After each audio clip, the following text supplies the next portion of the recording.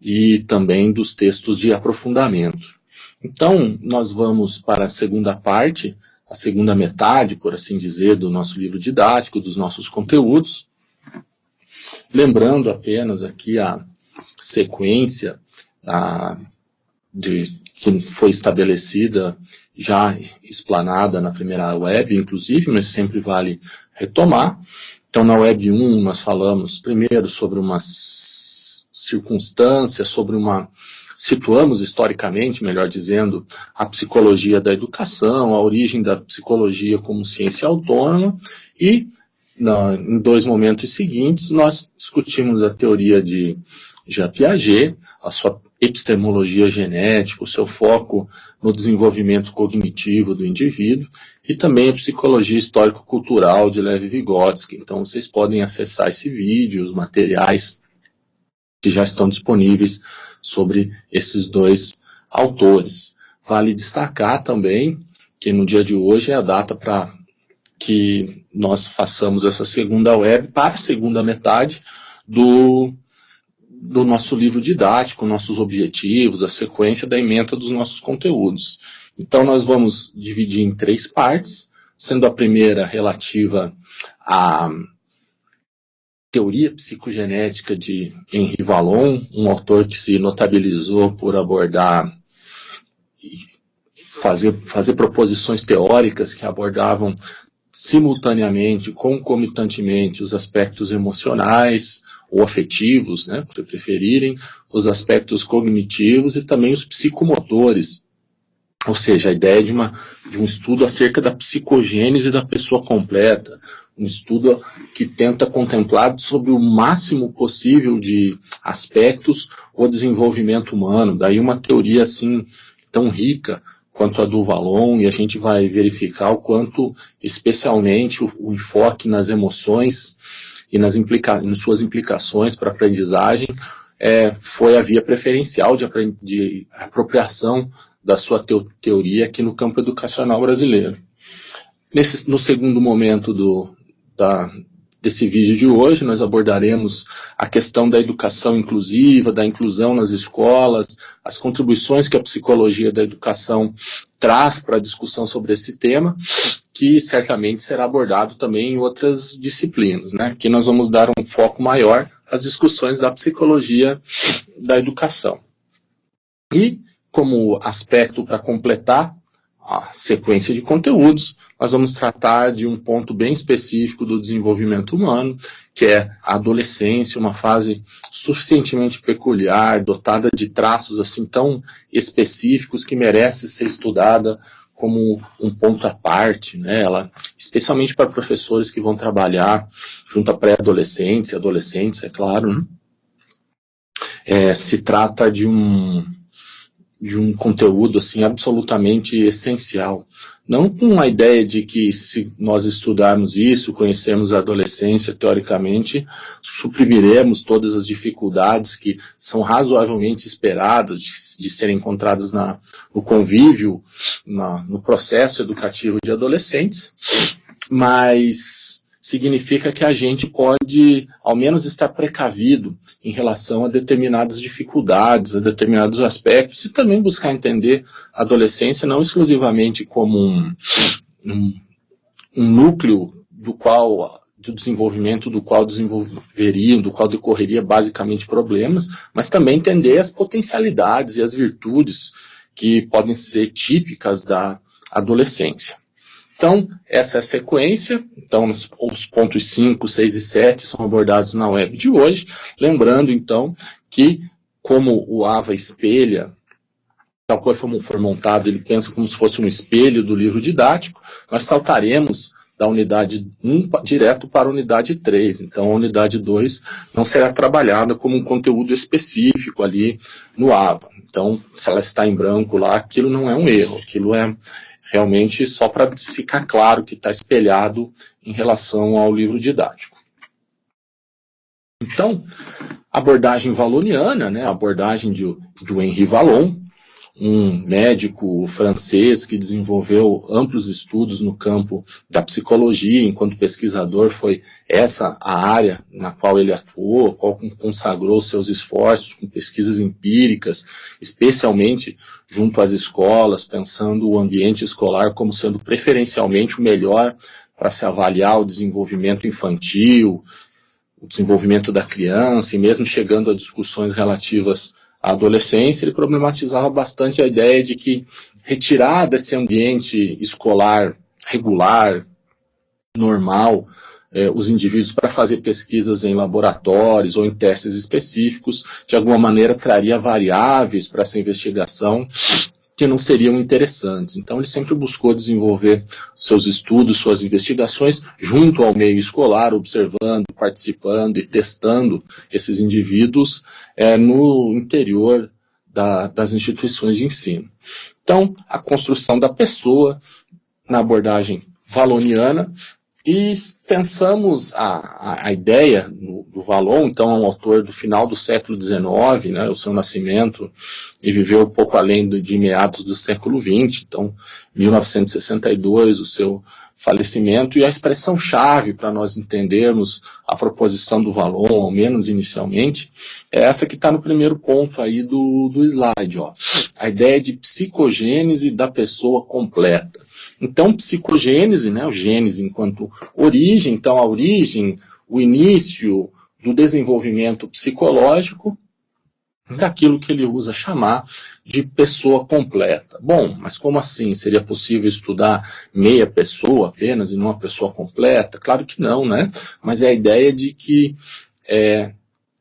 não se trataria de estudar particularmente um aspecto do desenvolvimento humano, mas de buscar contemplar uma variedade de elementos do desenvolvimento que poderiam ser considerados. E a isso ele vai chegar, ele vai indicar como sendo, como se fossem blocos a partir dos quais seria possível avaliar essa pessoa completa, 3 campos funcionais, né? Ele usa essa expressão, campos funcionais, que seriam o afetivo, o cognitivo e o motor ou psicomotor. As duas expressões são válidas e podem ser encontradas.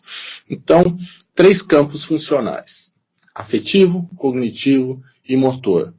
O somatório desses 3 campos formaria um 4º campo, que seria a totalidade, a junção dos mesmos, que então o Vallon chama sob a expressão, nomina pela expressão pessoa completa.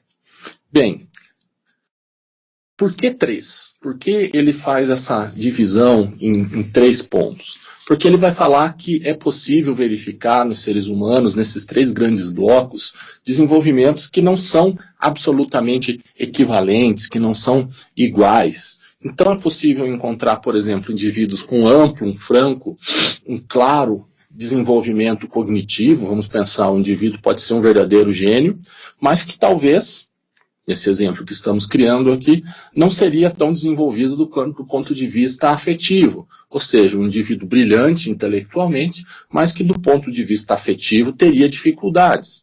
Ou então, um indivíduo muito bem dotado de habilidades psicomotoras, mas com habilidades intelectuais não tão desenvolvidas. Então pensem como se fosse quase 3 canais de equalização. Não é porque o indivíduo é muito bem dotado cognitivamente que necessariamente ele vai ter o mesmo nível de desenvolvimento nos outros 2 campos. É claro que é esperado que um bom desenvolvimento em um campo, de alguma maneira, contribua para o outro. Vejam, um indivíduo que talvez não esteja se desenvolvendo no ambiente escolar satisfatoriamente cognitivamente, é esperado que talvez ele tenha dificuldades no seu plano afetivo. Afinal de contas, pode ser constrangido pelos colegas, pode ser alvo de brincadeiras, de piadas, que gerem alguma dificuldade do seu ponto de vista afetivo, ou seja, eventualmente uma insegurança, um medo. Então, existe uma autonomia relativa desses 3 campos, um pode estar mais desenvolvido que o outro, mas do somatório geral deles, ou melhor dizendo, da composição desses diferentes níveis, se chegaria a um ponto que poderia se chamar esse estado de desenvolvimento da pessoa completa. Então, o Vallon, mais do que pensar no desenvolvimento de fases, embora ele também faça uma classificação, ele pensa em sistemas de relações que a criança, enfim, o ser humano, estabelece com o meio, estabelece com os outros indivíduos, estabelece com os objetos ao seu redor. Então, são modelos de relação. Então, lembrem, quando nós conversamos e o que vocês já estudaram sobre o Piaget, o quanto o foco dele era muito mais um desenvolvimento cognitivo, no desenvolvimento da inteligência, embora ele também discuta outros aspectos, mas é o núcleo da teoria do Piaget. E o Vallon, já como proposição geral para sua teoria, estabelece essa ideia de uma pessoa completa. Então, 3 campos funcionais, afetivo, cognitivo e motor, cujo somatório, cuja articulação entre si formaria um 4º campo, que seria a pessoa completa. Bom, é preciso a gente pensar sobre a definição de afetividade, se a gente for discutir o Vallon. Então, enquanto definição conceitual, a afetividade pode ser entendida como um somatório de emoções, de sentimentos, de paixões. Então, a gente precisa deixar para trás, já de saída, já de arrancada, a ideia de que o afeto é necessariamente uma coisa boa. Então, no senso comum, muitas vezes a ideia, e como se usa, se emprega a palavra afeto, então a ideia de uma pessoa afetuosa, quase como se fosse sinônimo de uma pessoa amorosa, né? Então o afeto como sendo quase sinônimo no senso comum de amor. Mas quando nós discutimos aqui no campo da psicologia da educação, a ideia de afeto é entendida nos termos de algo que nos afeta. Nesses termos, isso pode ser tanto uma coisa positiva, construtiva, quanto algo negativo, destrutivo, ou no mínimo não construtivo, certo? Então, o que é o afeto? É uma emoção, um sentimento, eventualmente uma paixão, que nos gera um impacto, que tem uma repercussão sobre nós. E ela pode ser tanto boa para esse sujeito, quanto ruim, pode ser positiva ou pode ser negativa. Então vejam só o modo como está sintetizado aqui no slide. Ó. Então a afetividade, os afetos, com um conjunto de fenômenos psíquicos que se manifestam sob a forma de emoções, sentimentos, paixões, acompanhados da impressão de dor ou de prazer, de satisfação ou insatisfação, de agrado ou desagrado, alegria ou tristeza, ou seja, essa possibilidade de oposição, né, entre um sentimento e outro.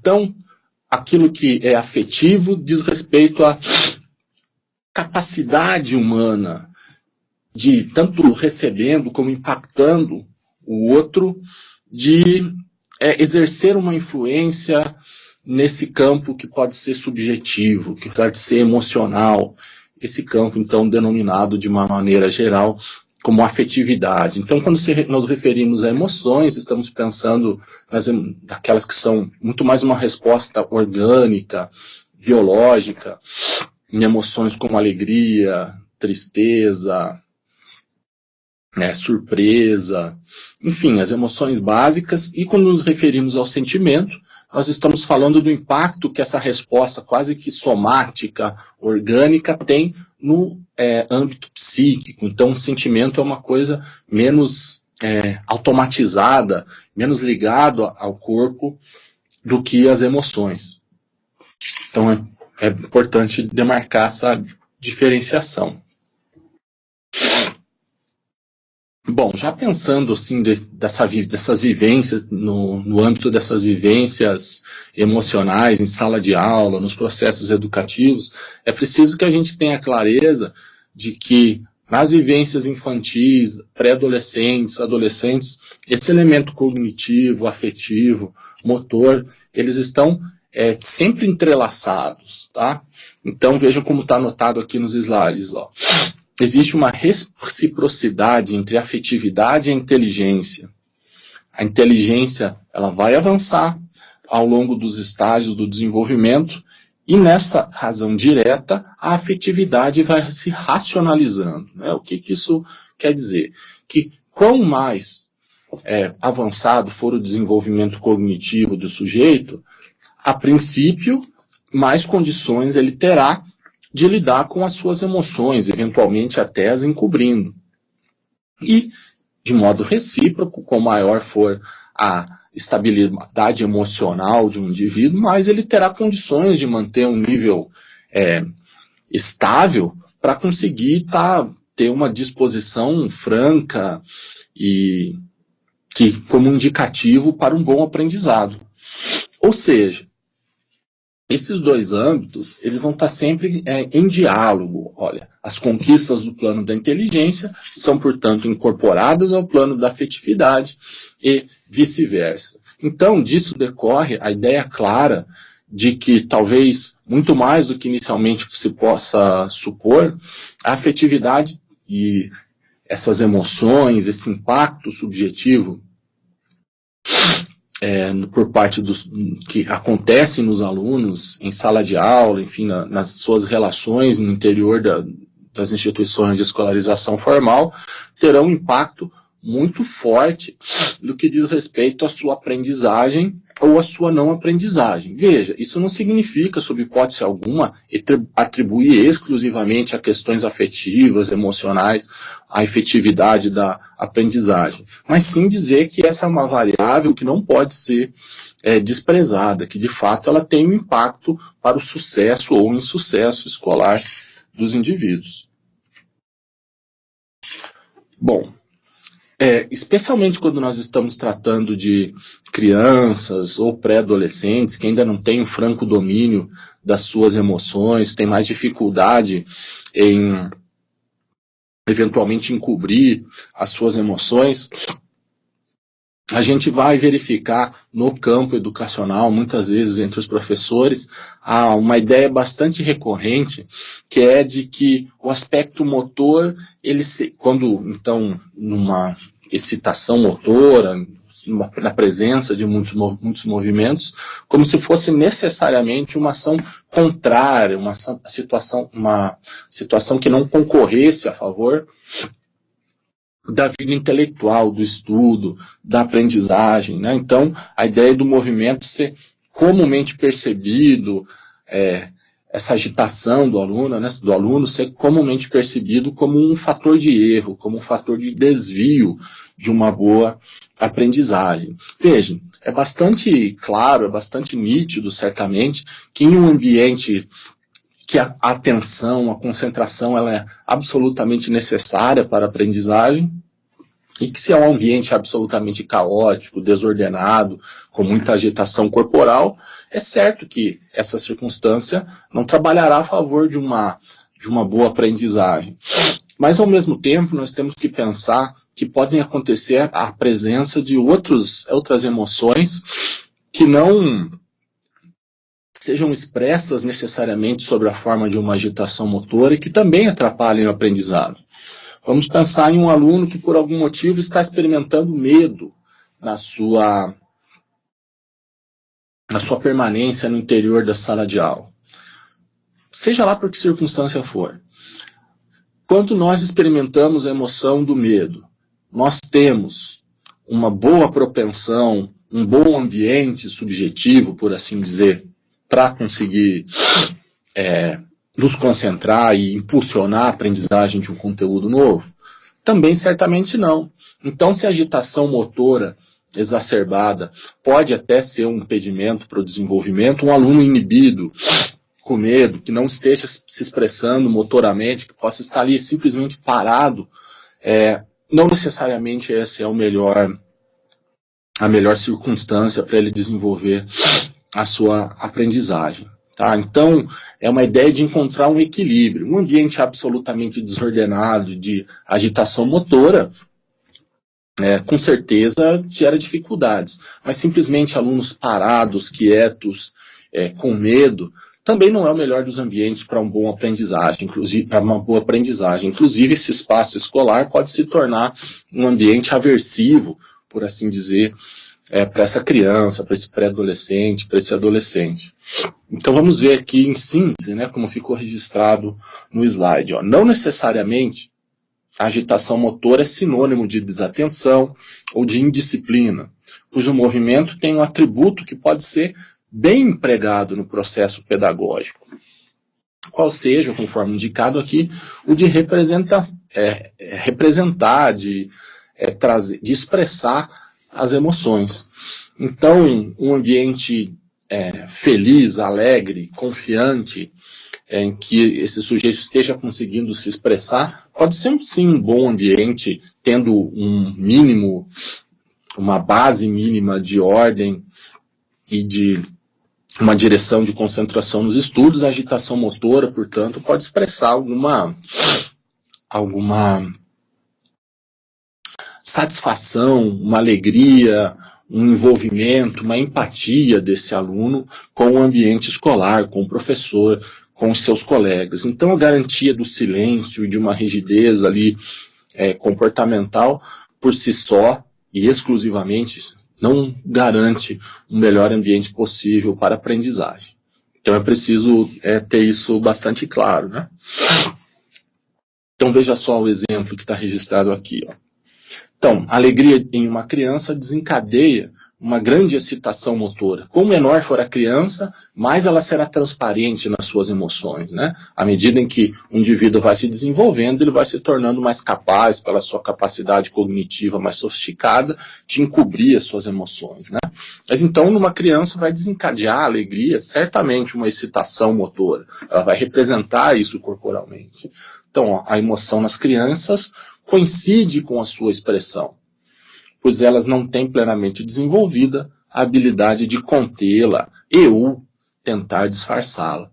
Então, isso é uma coisa que sempre pode estar presente no horizonte de quem for trabalhar com crianças, pré-adolescentes. Adolescentes já vão ter uma habilidade, conforme a gente viu lá no estágio das operações formais, no Piaget, maior de conseguir disfarçar suas emoções, porque já tem um raciocínio abstrato, já conseguem ter um raciocínio hipotético dedutivo mais sofisticado, de que uma criança ainda dos anos iniciais, em que dos anos iniciais, seja no primeiro ou na segunda etapa, em que a lógica e o raciocínio ainda será bastante operatório concreto. Bom, então ainda mais alguns aspectos que merecem ser destacados sobre essa emoção na sala de aula.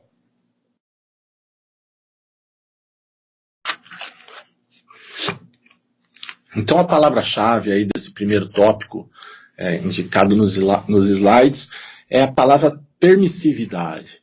Então, conseguir incorporar num trabalho pedagógico essa expressão corporal dos alunos, desde que não signifique uma permissividade, ou seja, de que pode qualquer coisa naquele ambiente, a qualquer momento, certamente contribui.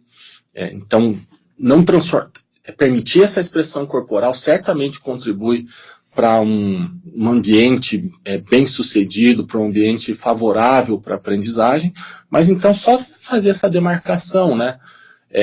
Não transformar, não possibilitar que num espaço de ensino aquilo que é regulamentado, aquilo que é acordado entre os membros, as características de cada uma das atividades que estão sendo desenvolvidas, elas não podem ser flexibilizadas a qualquer momento. Então essa não permissividade também, sob hipótese alguma, pode ser tomada num outro sentido, né, como então uma rigidez absolutamente estreita, agressiva, porque nós já vimos o quanto isso pode também concorrer negativamente para a não aprendizagem, sob a forma de criar uma emoção ligada ao medo e os desdobramentos dali derivados, né, como por exemplo a raiva do aluno em relação ao professor. Então, se vocês puxarem pela memória escolar de vocês, possivelmente disciplinas que vocês não gostaram, seja em um ano ou seja numa sequência de ano, tem uma boa possibilidade de ter havido um emparelhamento entre a figura do professor e não gostar daquela disciplina.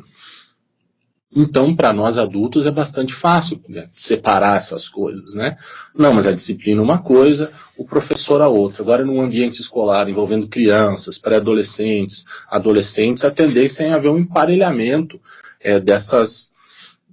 desses dois aspectos, né? Então, não gostar de um professor como se fosse sinônimo de não gostar dessa disciplina. Isso acaba ficando sincrético, misturado na ideia dos alunos. Isso também não significa, em outra via, pensar que nós professores vamos conseguir agradar 100% dos alunos e que isso depende exclusivamente da nossa vontade, né? Nós podemos eventualmente, embora também erremos, né? Mas podemos fazer tudo certo, encaminhar tudo adequadamente, e ainda assim, por algum motivo que esteja muito para além daquilo que conseguimos alcançar, despertarmos no aluno um sentimento agressivo ou de contrariedade em relação à sua figura, que vai acabar se misturando com o conteúdo e uma aversão a esse conteúdo. Então, vale demarcar isso, né, que não se trata simplesmente de um querer ou exclusivamente atribuir ao professor essas possibilidades.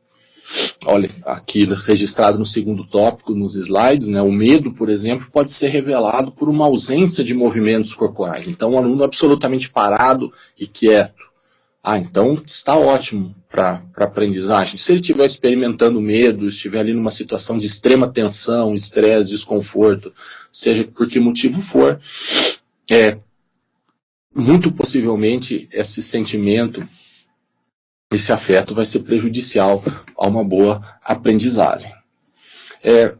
E nesse terceiro ponto dos slides, a palavra-chave que eu indicaria seria a palavra contágio. A ideia proposta pelo Vallon de que as emoções elas podem ser passadas adiante como que por contágio. Então, se nós puxarmos aí pela memória de nossas vivências humanas em grupos, certamente vamos lembrar de termos entrado de repente em lugares, você entra numa sala em que está todo mundo muito tenso, embora você não esteja ligado exatamente o que está acontecendo ali. Ficamos uns 10 minutos nessa sala e quando saímos, quando vimos, também estamos tensos, nervosos, ou então o contrário, né? Que chegamos em um ambiente extremamente alegre, e mesmo quando, de repente, não estávamos tão bem, nós temos sido contagiados por essa emoção. Claro que isso tem uma medida, né? Não é uma coisa de sempre se sai 100% contagiado, seja por uma emoção positiva ou uma emoção negativa, mas o fato é que um professor que entra em sala carregado de uma emoção negativa em relação a estar naquele trabalho, estar exercendo aquela função, de alguma maneira, na sua linguagem corporal, nas suas expressões, ele tenderá, queira ele ou não, a contagiar os seus alunos com aquela emoção.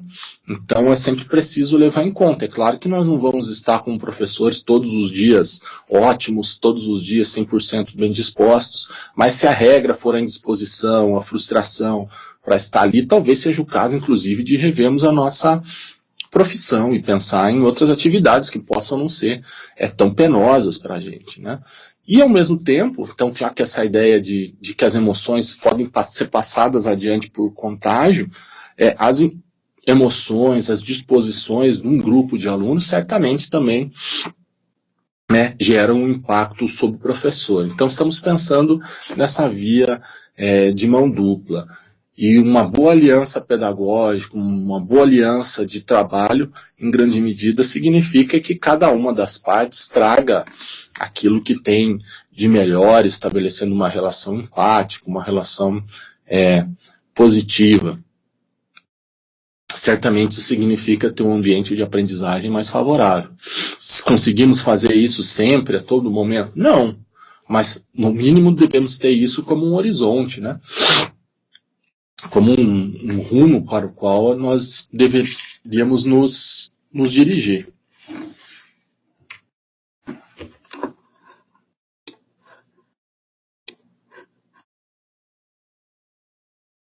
Bom, e o que fazer para se opor, para tentar barrar, para enfrentar esse contágio de emoções, especialmente quando elas forem negativas, né? Se elas são positivas, construtivas, nós devemos, por certo, incentivá-las. E o Vallon vai responder que a nossa arma para lidar contra esse contágio serão especialmente empregar as nossas capacidades racionais, as nossas capacidades intelectuais, para responder, eventualmente, uma disposição, uma emoção do aluno que seja de combate, agressiva ou de choque com o professor. Então, responder de uma maneira racional, intelectual, que, no limite, significa a nossa atuação como profissionais da educação. Ou seja, se nós estudamos informações de diferentes áreas para sermos professor, o que nos distingue enquanto tal não é exclusivamente a formação e aquisição de conhecimentos desse campo do conhecimento específico, mas também a nossa formação para conseguir lidar com seres humanos, para conseguir pensar o desenvolvimento, para conseguir pensar a aprendizagem, para conseguir organizar uma aula, estabelecer estratégias de ensino e também para lidar com esses aspectos afetivos e emocionais. Grande parte da importância da psicologia da educação como componente da grade curricular de qualquer licenciatura é habilitar os indivíduos com conhecimentos, os professores com conhecimentos mínimos, né, ao menos isso, acerca dessa dinâmica psíquica, dessa dinâmica emocional, que em grande medida vai ser trazida, como em qualquer relação humana, também para o ambiente escolar. Bom, esses seriam, acho que, os principais pontos assim, para a gente destacar esses aspectos da emoção em sala de aula, devendo ser complementado também pelo próximo slide, que destaca o quanto o professor, para que consiga ter uma atuação tão boa quanto assim for possível, quanto ele precisa estar atento a esses aspectos emocionais. Quanto mais jovens forem os seus alunos, tão mais atento é preciso estar a esses elementos. Conforme a gente viu, então, portanto, essa capacidade do professor fazer essa leitura, né, por assim dizer, das reações corporais dos alunos, ou seja, da sua linguagem corporal, da sua postura, naquele espaço, naquele ambiente de sala de aula, nos permite identificar o que está se passando ali e atuar de uma maneira racional, profissional, com objetivos claros de aonde você quer chegar, em favor de criar esse ambiente mais favorável possível. Então, o bem-estar em um ambiente, a alegria por estar em um ambiente, sempre é a emoção mais desejável para uma boa circunstância de aprendizagem. E repito, 100% das vezes nós vamos conseguir criar um ambiente assim? É claro que não, sejam por limitações e coisas que possam estar acontecendo com a gente, ou na realidade dos alunos, muitas vezes variáveis que estão absolutamente alheias ao nosso alcance, estão para além daquilo que conseguimos manejar, mas não há dúvida de que um bem-estar, um sentimento de alegria por estar naquele espaço é a emoção que, ao menos como um horizonte em favor do qual nós devemos trabalhar, deveria ser buscada pelos professores.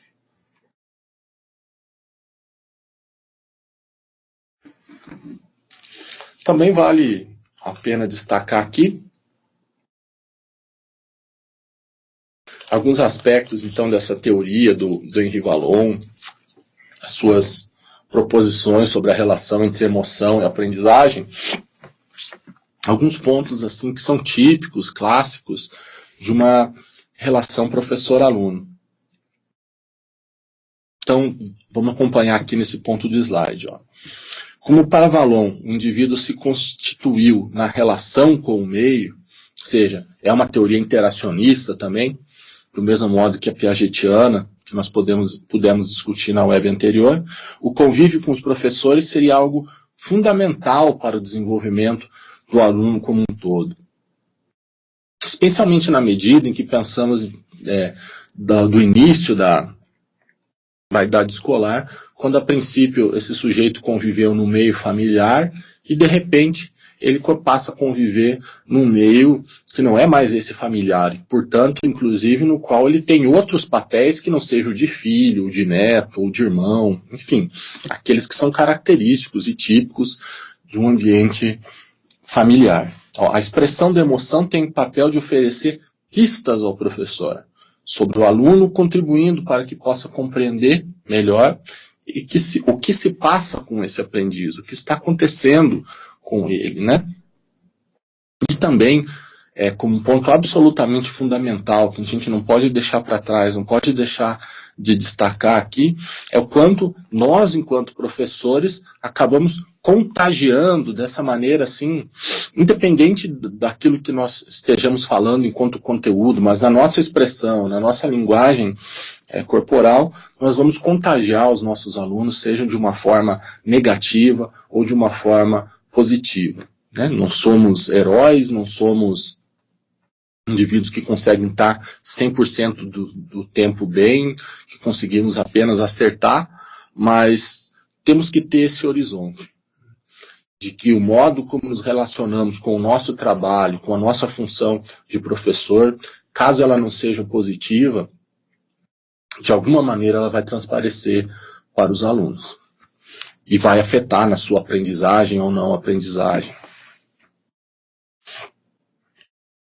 Então, a relação professor-aluno, esses elementos, e qual seria, segundo o Vallon, o papel da escola. Então, ele vai apontar como sendo um dos momentos mais importantes, assim, momento-chave na vida da criança, porque uma vez ela passando a integrar uma rotina escolar, aquela que seria a sua rotina, numa socialização primária, no seio familiar, ela vai ser amplamente modificada. Então, o cotidiano, as suas rotinas, as relações sociais, a ideia de uma aprendizagem sistematizada e não apenas uma aprendizagem cotidiana, sim que é importante, né, a sistemática, mas é um outro nível de discussão, aquilo que, só retomando um autor que nós vimos na primeira web, como por exemplo o Vygotsky, quando ele estabelece a diferenciação entre os conceitos científicos, como mais elevados, sistematizados, aprofundados, e os conceitos cotidianos,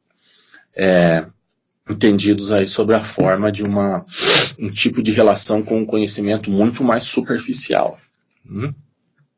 Outro ponto bastante importante, que não pode ficar para trás nos nossos estudos sobre o Vallon, está a ideia de que as instituições de ensino, elas devem atender tanto as necessidades individuais do aluno, ou seja, os seus anseios, aquilo que ele projeta para si, mas também as necessidades sociais, as necessidades de formação que seriam típicas de uma determinada época. Então, conseguir fazer essa articulação entre esse individual, essas necessidades individuais, e também as necessidades de uma sociedade em determinado contexto, e pensar a instituição de ensino como uma instituição-chave no quadro de qualquer sociedade complexa, estaria aí o grande desafio para uma instituição escolar bem-sucedida, tanto nos alcances individuais, quanto nos alcances históricos e sociais. E, como última palavra, vale a gente superar também, e isso vem em grande medida de uma inspiração walloniana, deixar para trás a ideia de que a aprendizagem, de que a escola ela deve se ater exclusivamente ao desenvolvimento da inteligência, ao desenvolvimento cognitivo dos alunos.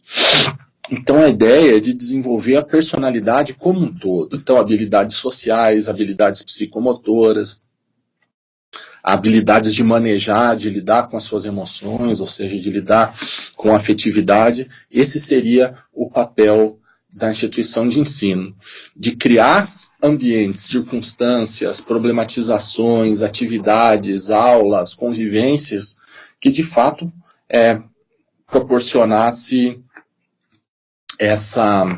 esse avanço em relação ao aluno. Eu vi que tem uma pergunta aqui, eu vou deixar para respondê-las ao final, só para não perder a linha do meu raciocínio aqui, mas fique tranquilo que ao final, logo mais, eu já retomo, tá?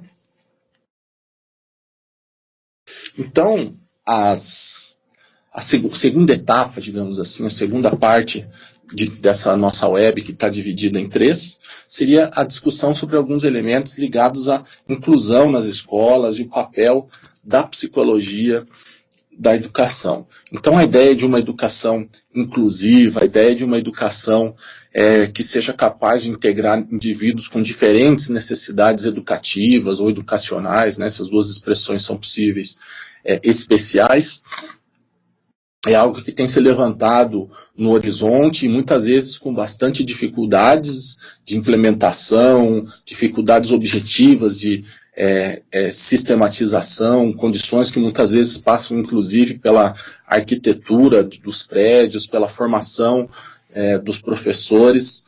Então todos esses elementos muitas vezes gerando bastante dificuldades para que se tenha uma educação inclusiva e que seja promovida uma inclusão nas instituições de ensino que de fato atinge os seus objetivos, tá?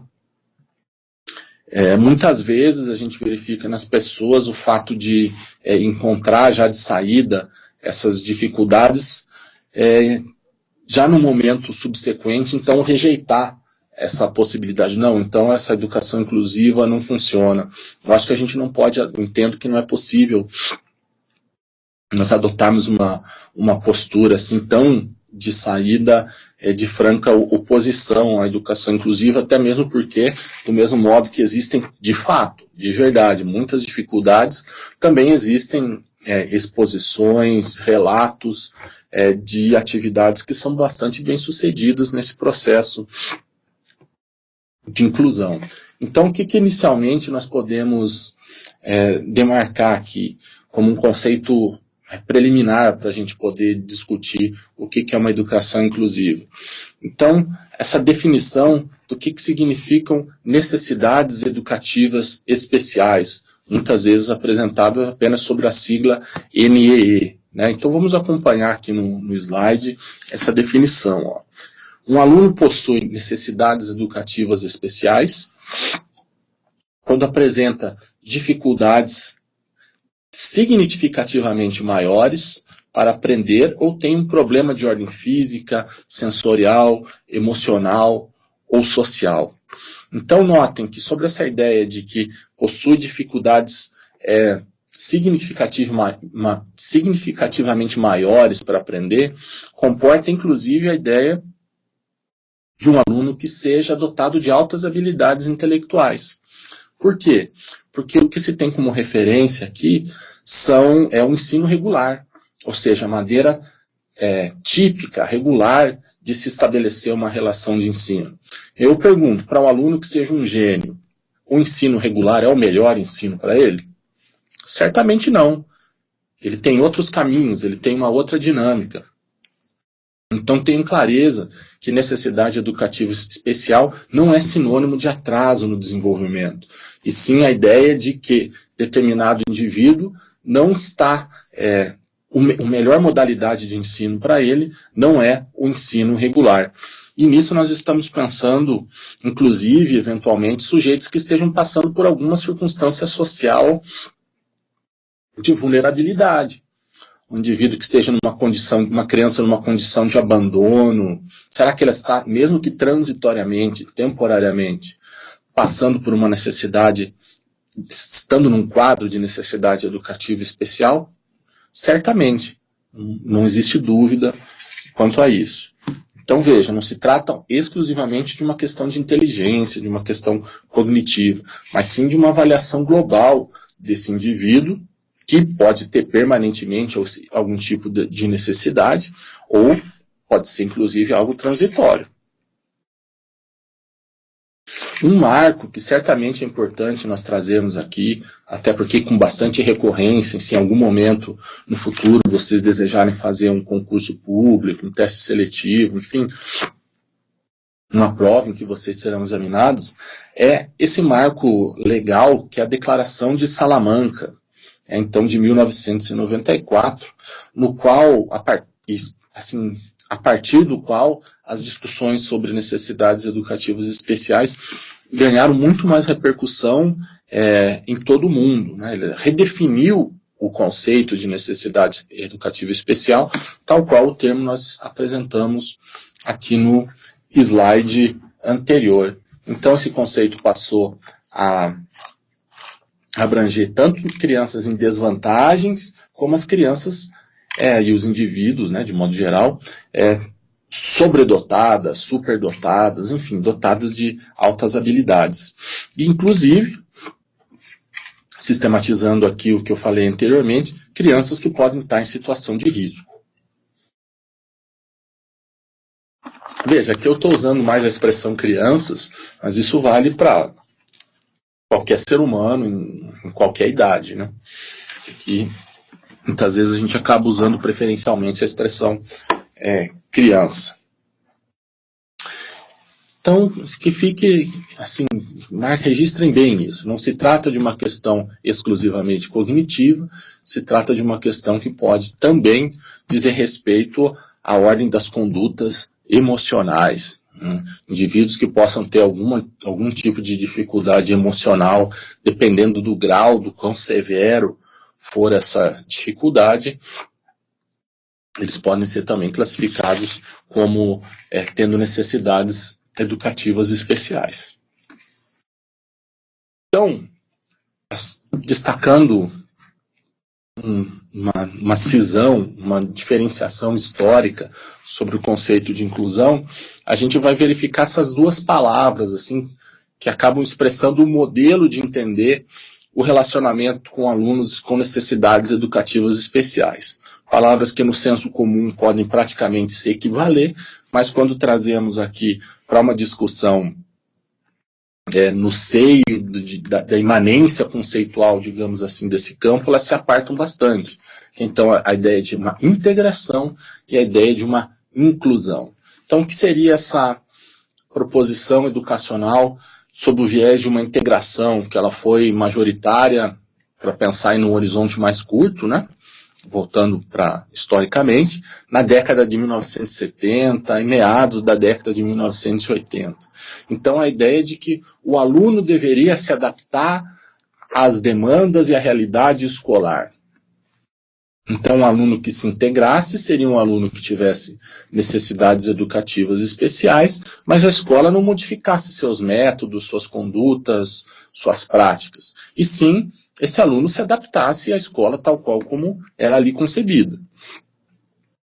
Já a partir do final da década de 1980, especialmente depois de 1994, pensando já entrando na década seguinte, depois da Conferência de Salamanca, a gente tem a ideia da inclusão.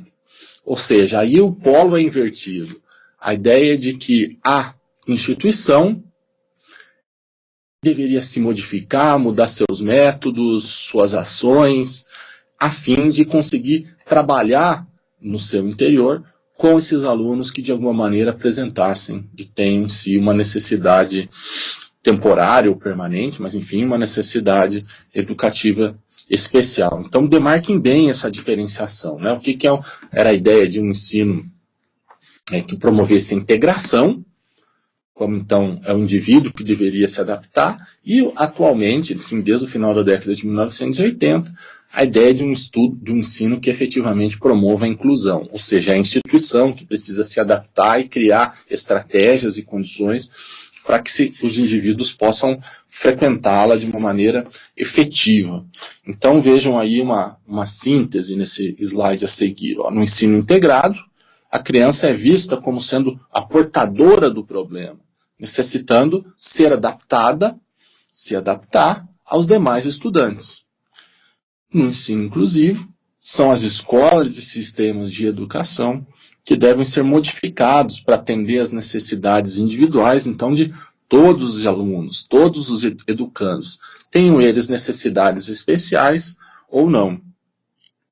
Vejam, uma proposição bastante geral, bastante ampla, e certamente, à medida que vocês leem, estudam, veem os outros vídeos disponíveis sobre essa temática aí no campo do ensino inclusivo, eu não tenho dúvidas de que vocês relatarão que ouviram falar ou que presenciaram muitas dificuldades em efetivamente você ter um ensino inclusivo. A existência dessas dificuldades não significa, de saída, você simplesmente negar a possibilidade de que isso seja possível. Mas, no ambiente educacional em que, eventualmente, a gente sabe que muitas vezes isso acontece, né? o próprio ensino regular já tem limites bastante evidentes, esse desafio pode ser bastante árduo e de ser enfrentado pelos professores, pela direção, enfim, por todos aqueles profissionais que estão envolvidos aí nesse processo escolar. Então, o fato é que todas as políticas educacionais governamentais apontam para essa ideia de ensino inclusivo e que uma contrapartida, até mesmo formativa, de oferecer condições para que o professor consiga trabalhar com esses alunos da melhor forma, muitas vezes não acontece. Então, é preciso a gente problematizar e ter essa clareza e identificar essa dificuldade, identificar esses problemas não significa simplesmente dizer o ensino inclusivo é uma proposta que não é pertinente. A gente tem que verificar o que tem de bons argumentos, de ganhos em cada um dos lados.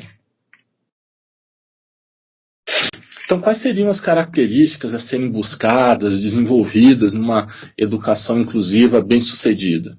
Então, seriam basicamente esses 4 elementos. Então, conseguir desenvolver nesse indivíduo que tem necessidades educativas especiais a autonomia, né, que está intimamente ligado com o próximo ponto, que é a sua independência. Então, ele conseguir fazer as suas coisas de uma maneira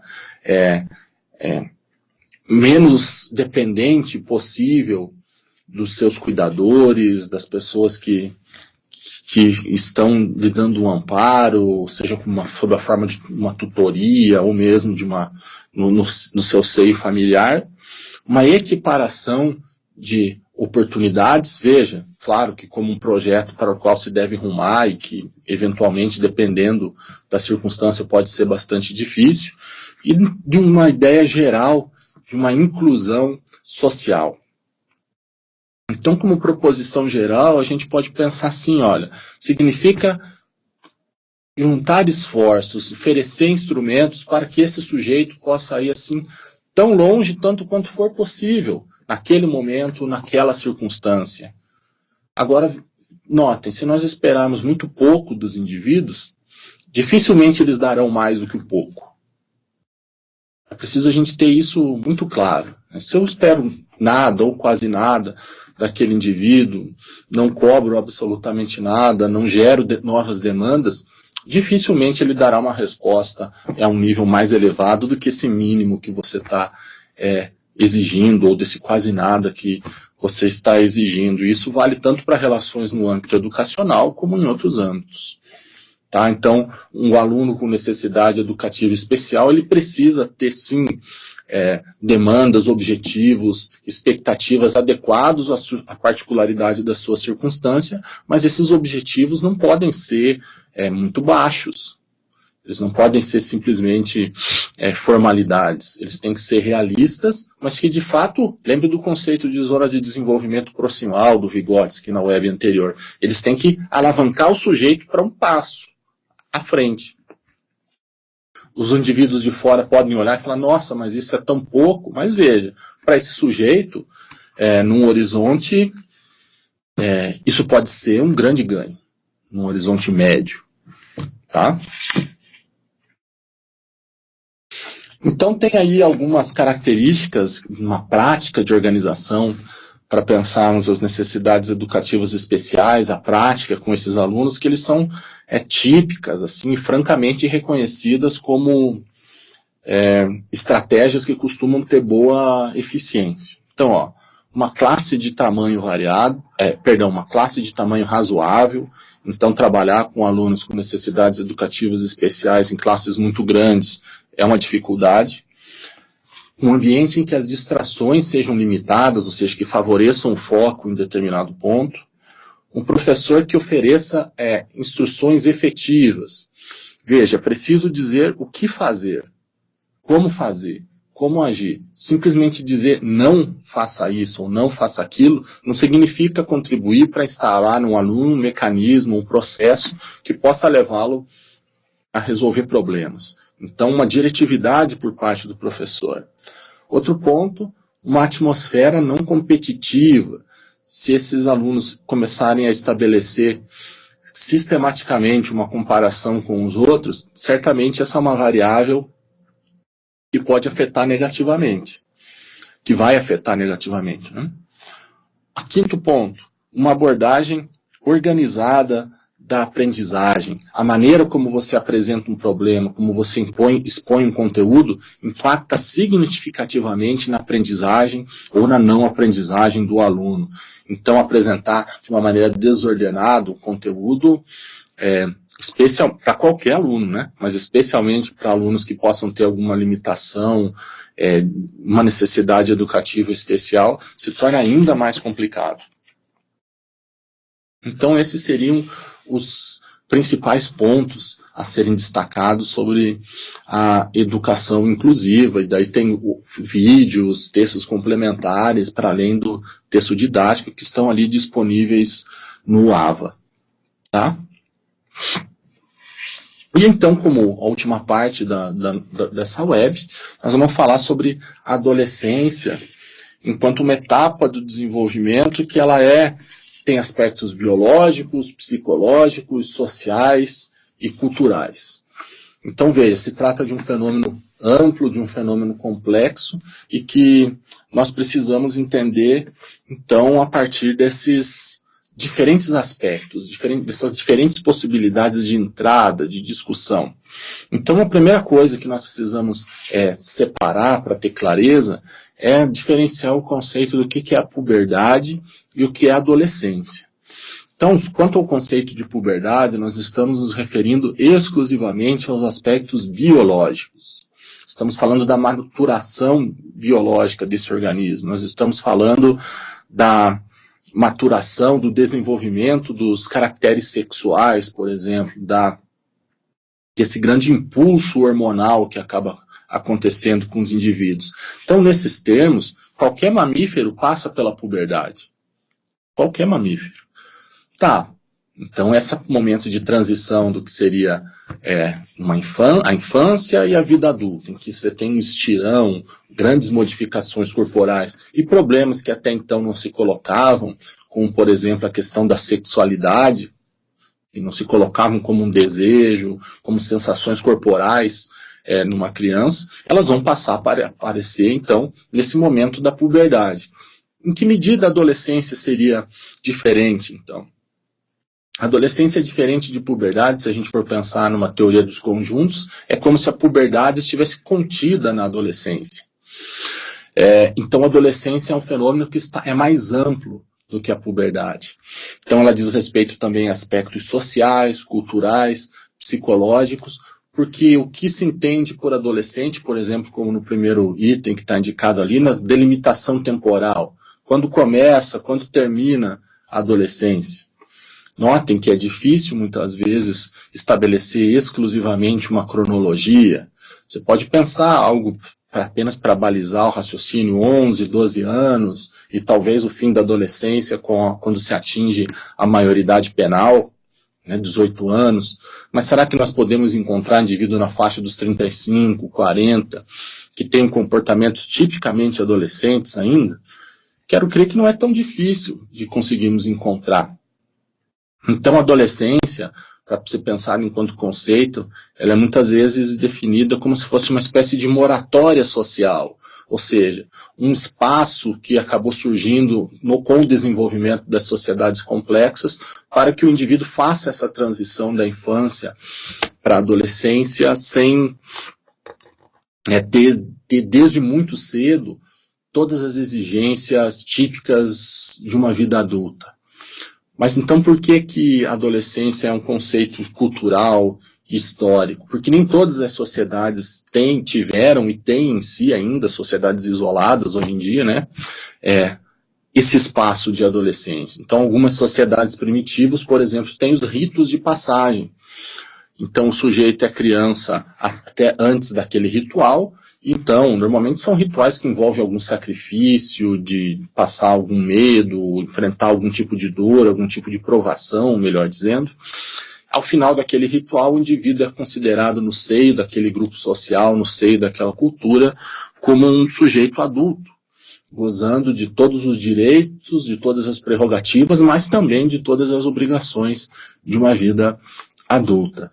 Então, notem, por esse motivo a gente tem que diferenciar o que é exclusivamente biológico, o que é exclusivamente a puberdade, daquele que é entendido como um fenômeno de adolescência, como essa moratória social, né? Um tempo extra, um atraso, uma extensão de tempo para que esse sujeito não passe da infância para a vida adulta de uma maneira tão abrupta, um tempo para que ele possa se adaptar e se acostumar com essas novas exigências. Portanto, confluem para esse fenômeno da adolescência, questões biológicas, psicológicas, sociais e culturais. E agora, como maior interesse da nossa disciplina, vale nós passarmos a destacar aqui 10 características que são típicas da adolescência. Então, tem uma listinha aqui, e notem, assim, quando nós as descrevemos, o quanto de fato é possível encontrar indivíduos já aí na faixa dos 30 ou mais, que possam ter algumas dessas características. Então, a primeira, a busca de si mesmo e de uma identidade. O que significa isso? Que é preciso construir uma identidade que vai chegar naquela que será do adulto, mas para isso é preciso deixar uma identidade infantil para trás. Isso acontece de uma hora para outra, num estalar de dedos? Certamente nas sociedades complexas, modernas, não. Tá? Então, construir essa identidade, descobrir-se a si mesmo, descobrir-se, entre aspas, quem você é. Essa é uma demanda absolutamente central na adolescência. Segundo ponto, a gente vai observar nos indivíduos uma tendência grupal, ou seja, uma tendência a andar em grupos. Por quê? Porque se o sujeito não sabe individualmente quem ele é, talvez ao tomar parte no seio de um grupo, fazer parte de um grupo, esse grupo diga para ele quase que como um espelho aquilo que ele é. Então não é difícil verificarmos nas instituições de ensino a formação de grupos. Você tem o grupo dos esportistas, os grupos dos estudiosos, o grupo dos que gostam de rock and roll, enfim, daí existe uma infinidade de grupos, elementos que acabam sendo uma espécie de amálgama, de cola para dessa tendência grupal. Terceiro ponto, uma necessidade de fantasiar ou de intelectualizar. Então a ideia de, entre aspas, o adolescente que ele está sonhando acordado é algo bastante recorrente na fase, né? E é algo bom. Se ele fica apenas no mundo da fantasia, não é bom, mas veja, fantasiar, imaginar o futuro, aquilo que pode ser, mostra de certa forma a conformação de um plano de vida, da conformação de uma ideia de ação, aquilo que se quer realizar. Então é muito mais problemático e difícil o indivíduo que não tem essas fantasias, não tem seus sonhos, suas aspirações. Quarto ponto, crises religiosas, que podem ser tanto de uma adesão absolutamente fervorosa a uma religião, seja ela qual confissão, qual denominação for, ou então uma franca oposição, um afastamento, um combate às questões religiosas. Isso não é típico da infância, ou seja, é um fenômeno que se conforma inicialmente na adolescência. Quinto ponto, uma desestruturação temporal. E com isso significa que o adolescente tende a ver absolutamente todas as coisas que são do seu interesse como urgentes, como se fossem para ontem. E também uma dificuldade em organizar seu próprio tempo, em dividir seus interesses, suas atividades em diferentes momentos, separar as horas do seu dia, dedicar um tanto para isso, um tanto para aquilo, um tanto para outra coisa. Então, por isso se designaria uma desestruturação temporal. E os 5 últimos aspectos que a gente tem seria então, uma evolução sexual, no sentido de que, em razão desse boom hormonal, a gente vai observar como algo absolutamente natural e típico da adolescência o interesse pela sexualidade. O 7º ponto, uma atitude social reivindicatória. Então é esperado que um adolescente ele reivindique muito mais os seus direitos, seja de forma individualizada ou mesmo numa organização social, do que uma criança. Então, se fizermos essa comparação. O 8º ponto, contradições sucessivas na conduta. Vejam, a ampla maioria das coisas que estão sendo vivenciadas nessa fase são novidades para o sujeito. Então ele pode de fato conformar hoje uma ideia sobre isso, ou ter essa disposição, essa vontade, e no dia seguinte, ou logo em seguida, dizer o contrário.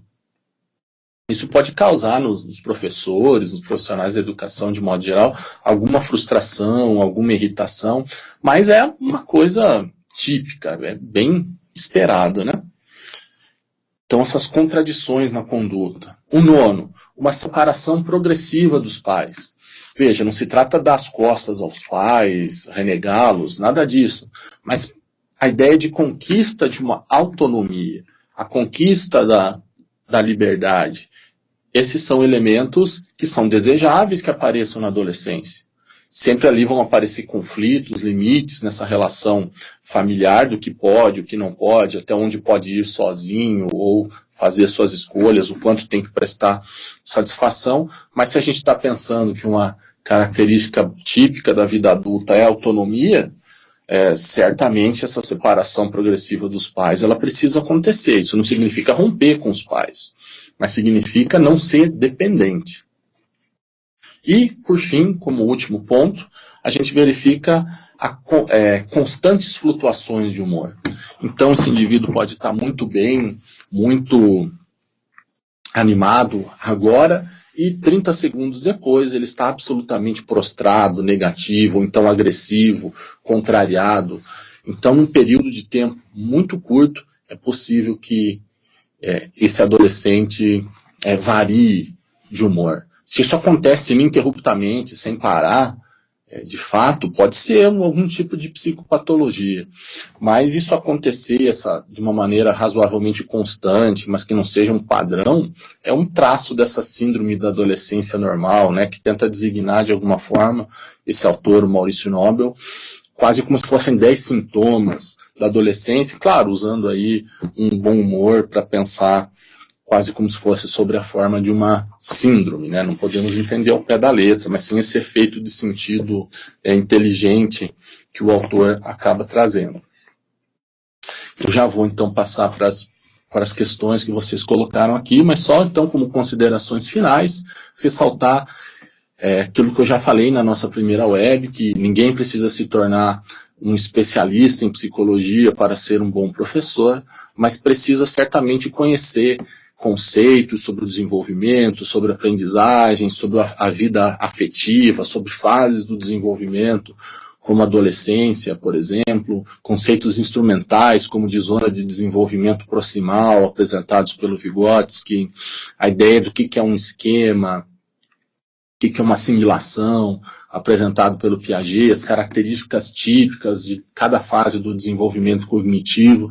Ou seja, à medida que se apropria desses elementos, vai se criando um arcabouço instrumental, conceitual, que vai passar a balizar a sua relação com os seus alunos e que, de fato, dentre tantos outros conhecimentos que vocês vão adquirir ao longo da formação de vocês, mas, de fato, transformá-los e contribuir para que vocês se tornem profissionais da educação.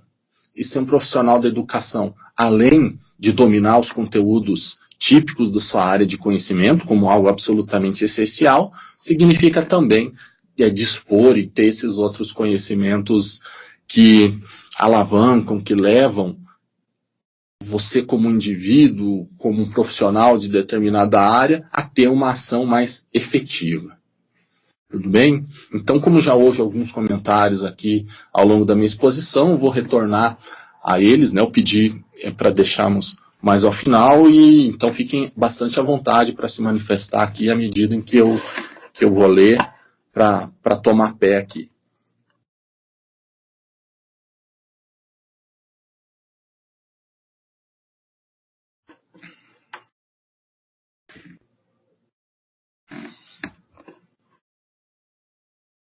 Tá, então, o Flávio, boa noite, Flávio, obrigado pela participação.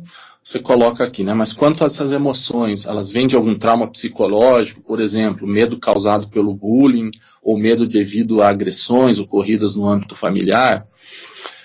Valon contempla esse problema, ou seja, tem uma posição sobre, seria possível o professor atuar como ele poderia atuar. Veja, quando a gente fez a discussão aqui e mencionou essas emoções, esses afetos que podem se manifestar numa relação de ensino-aprendizagem, num espaço escolar, como, por exemplo, uma ansiedade social pelo aluno, não necessariamente a gente está tratando de uma psicopatologia, ou seja, de algum adoecimento psicológico, mas emoções que podem ser catalisadas, impulsionadas pelo próprio modo como o professor organiza a sua aula. Então, sim, é possível que a gente tenha alunos, por exemplo, com algum tipo de fobia social, com algum tipo de transtorno de ansiedade que se manifeste ali na sala. Então, é um aluno que aí o tipo de atuação estaria para além do que seria tipicamente do alcance de um professor. Mas estabelecer uma relação empática, uma relação de confiança, e inclusive, de repente, agir como um elemento de fazer essa ligação, essa orientação, essa canalização desse problema para que possa ser levado à direção escolar, enfim, à coordenação pedagógica, verificar se existe algum tipo de auxílio médico ou psicológico que possa ser dado para esse aluno, caso seja algum tipo de transtorno psicológico. Aí, certamente, isso seria papel do professor também. Mas o que a gente pode pensar, assim, é que nós não conseguimos resolver com professores todas as coisas, mas ao estabelecer uma relação empática, uma relação de confiança com os alunos, eventualmente pode ser que você se torne uma figura no qual ele venha a confiar e que possa empregar na sua vida como um elemento que alavanque o seu desenvolvimento, inclusive nos termos de ouvir, de entender suas dificuldades e chegar em um outro lugar, em outro plano do desenvolvimento que não aquele que ele está naquele momento. Então o Vallon, especificamente ele, não discute questões relativas às psicopatologias, tá? Mas ele fala de uma maneira bastante ampla de como conseguir considerar as emoções e a afetividade.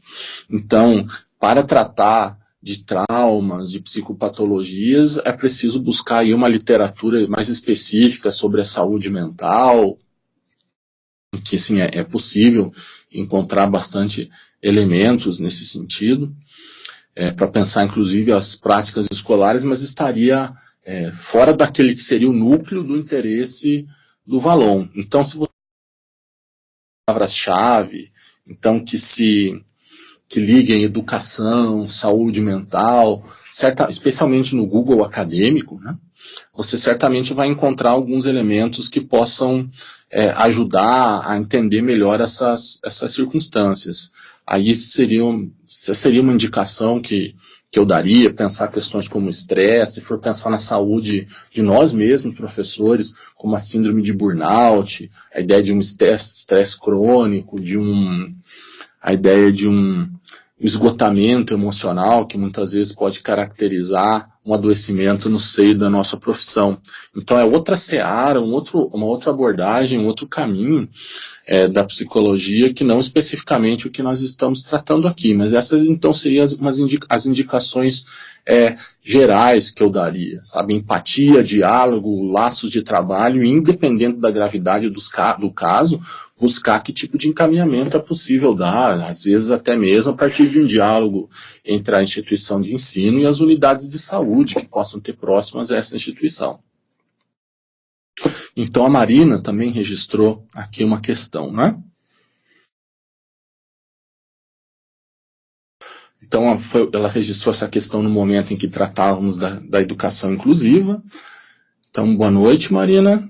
Essa é uma questão delicada, registra ela, pois na prática ainda existe mais integração do que inclusão propriamente dito. Acho que na prática é exatamente isso que ainda acontece. Você tem razão. Então, registrou, né? O que me preocupa nesse quesito é o aumento da demanda e de situações novas. Sou professora no Fundamental 1 e há um aparecimento muito grande de dificuldades, que não são tão graves, mas que acabam dificultando muito o aprendizado. Quero crer que você está mencionando que dificulta o aprendizado quando no interior de um grupo, e muitas vezes o que se coloca para o professor é uma dificuldade de em que momento você consegue dar uma atenção mais específica para esse aluno com necessidade educativa especial, que momento isso tá para além daquilo que você consegue alcançar, especialmente se a gente for pensar a ausência, em determinados casos, de um tutor ou um professor que auxilia ali a regência de classe, que consiga fazer um trabalho de uma mediação escolar com esse aluno, né, para ajudar a tirar daquela exposição particular, que ela é absolutamente, geral, melhor dizendo, que é absolutamente essencial para de fato existir uma inclusão, mas conseguir atender de forma instrumental, específica, com métodos, com abordagens, identificando imediatamente algumas dificuldades para fazer essa mediação, algo que se você tiver um professor na sala, não tiver esse tutor ou alguns tutores, dependendo do número de alunos, se converte, se objetiva de fato como das maiores dificuldades para se pensar essa efetivação de uma inclusão escolar de fato. E, para além disso, a gente tem que pensar na própria formação de professores, né? Qual o espaço que as necessidades educativas especiais têm nos currículos de modo geral. Eu quero crer que muito menores do que seria desejável, ainda no presente momento. Então, o que a gente tem, muitas vezes, são especializações que acabam dando conta disso, né? Então, por exemplo, uma especialização em atendimento educacional especializado, que é um nome assim sobre o qual se agrupam diversos cursos que vão nesse sentido. Então a gente tem desde condições objetivas, físicas, arquitetônicas das instituições de ensino que podem dificultar isso, que vão, e também até mesmo elementos com relação à própria formação de professores para ter essa atuação específica. Então, de fato, é uma questão delicada, nevrálgica, diria eu, do campo educacional contemporâneo, mas ela está aí para ser enfrentada. E, de fato, nós temos isso como talvez um dos maiores desafios aí, já quase chegando na década de 1920 do século XXI, né? Estamos ali, já quase nessa virada, mas que é algo que se coloca como absolutamente urgente, né? Qual o encaminhamento que vai se dar e efetividade nessa relação entre o que é uma educação de fato inclusiva e o que é apenas promover uma integração que pode ser quase que, pode ser muito pouco efetiva, dependendo dos casos. Então tem aqui mais uma intervenção do Flávio, né? Entendi, nosso estudo vem para uma melhor compreensão do que está ocorrendo em uma sala de aula. Sim, exatamente. E de posse disso, podemos tomar decisões importantes para o aluno ou para o ensino-aprendizagem. Perfeito, Flávio. Eu acho que você conseguiu fazer muito bem, aqui, né, de uma maneira muito correta, uma boa síntese do que eu tentei expressar aqui ao longo das webs. Eu concordo com essa sua síntese, acho bem legal. A Marina fez mais um comentário aqui no registro, né? Numa sala de aula hoje, de crianças pequenas, há de 5 a 6 diagnósticos, o que pode ser bastante difícil, bastante recorrente, diagnósticos de TDAH, né? De um transtorno de déficit de atenção e de hiperatividade, crianças que têm dificuldades em ter desenvolvido até aquele presente momento as funções psicológicas superiores de atenção concentrada especialmente, né? De inibição do comportamento motor, então tendo uma grande agitação. E aí se você tem um número de crianças grande no interior de uma sala e não tem o devido apoio de mais um professor, ao menos, né? Para conseguir fazer essa mediação, as coisas podem se tornar bastante difíceis. Aí são tantas coisas que se apresentam para o professor naquele momento, a tal ponto de talvez aí ele perder o foco e de fato não conseguir dar a direção que ele sabe que tem que dar, mas que humanamente se torna impossível, dependendo da circunstância, o que com certeza traz muita frustração e angústia para um profissional que seja comprometido, né? Um profissional comprometido, ele está sempre afetado por esses elementos. Aí quem não tem o comprometimento, eventualmente pode até passar ao largo disso, né? Mas certamente aí não se trata de um bom profissional. Então o Flávio aqui registra ainda mais uma questão. O que tange à educação especial, se entendi corretamente, o professor deve respeitar o limite do aluno, certo? Não fica complicado deixar isso em aberto, por exemplo, correr o risco de ficar passando o aluno de ano sem o mesmo ter realmente aprendido o necessário? Sim, Flávio, isso é uma das contradições que podem aparecer, por exemplo, a partir de políticas de um fluxo contínuo, né, de uma promoção automática do aluno ao final do ano letivo. Então, ao mesmo tempo que, de repente, reter o aluno e ele começar a ficar cronologicamente atrasado em relação aos demais que nasceram no mesmo ano que ele, então ele vai corporalmente crescer, ficar maior, né, que os seus coleguinhas de sala, se estamos pensando numa educação infantil, né? Se isso traz problemas, também existe o problema de que, ao final de cada ano, existe um currículo e o que começa no ano seguinte parte de algumas premissas do ano anterior. E, ao menos, se o professor recebe um aluno que ele foi promovido, mesmo sem ter apresentado naquele momento, ter alcançado os objetivos mínimos, vai ser um professor que, de antemão, precisa estar preparado para conseguir dar uma atenção especial para esse aluno. Mas, como a Marina falou, eventualmente você tem muitos casos desses numa turma, e aí o professor pode chegar a um impasse. Como, por exemplo, eu baixo o nível de exigência, eu baixo o nível da minha aula para conseguir dar uma atenção para esses alunos que estão precisando, nesse momento, desse tipo de atenção, mas e daí os outros, em que medida ficam? Eles vão ficar numa medida de ser trabalhado conteúdos que estão no seu nível de desenvolvimento real e não na sua zona de desenvolvimento proximal? Existem alguns elementos, como, por exemplo, a sala de recursos no âmbito estadual, no âmbito municipal, que muitas vezes em contraturno existem professores para fazer esse apoio. Mas e existe um amplo debate, né, assim, das vantagens e desvantagens de uma educação especial, separada para determinadas necessidades educativas especiais, que podem ser mais severas, as desvantagens que dali derivam, como, por exemplo, alguma estigmatização, mas também uma inclusão que não seja efetiva traz problemas para esse sujeito. Então, vejam, essa é uma das questões, como eu acabei de falar, das mais difíceis na educação contemporânea.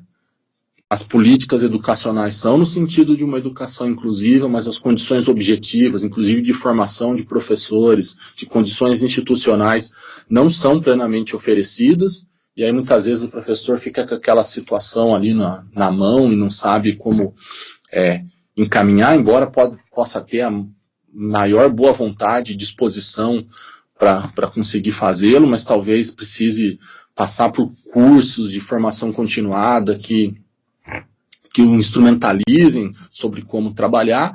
E assim, um professor numa turma grande com vários casos, dificilmente ele sozinho vai conseguir dar conta, né?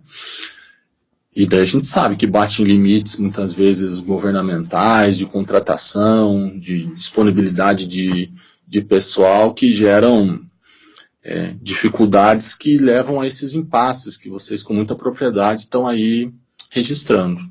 É uma questão delicadíssima. Então, se há elementos favoráveis a uma educação especial que possa ser diferenciada em outros ambientes, também existem elementos muito claros e nitidamente favoráveis a uma educação de fato inclusiva. Eu quero crer que sem um diálogo e uma aproximação a vantagens e desvantagens, e quem sabe perpassar de modo geral, duplamente, né, por essas instituições, como sendo um caminho, né, talvez de síntese desse antagonismo que muitas vezes aparece. Então a Arina registra aqui, né, acredito que o que deve ser avaliado é o progresso, por menor que ele tenha sido. Sim, aquilo que eventualmente é um pequeno progresso, um degrauzinho que você como professora ou qualquer outro professor consegue identificar no aluno, para ele, no médio prazo, pode ser algo que faça uma grande diferença. Não tenho dúvida disso. Mais alguma questão, gente? Tudo bem? Gostaria de se manifestar?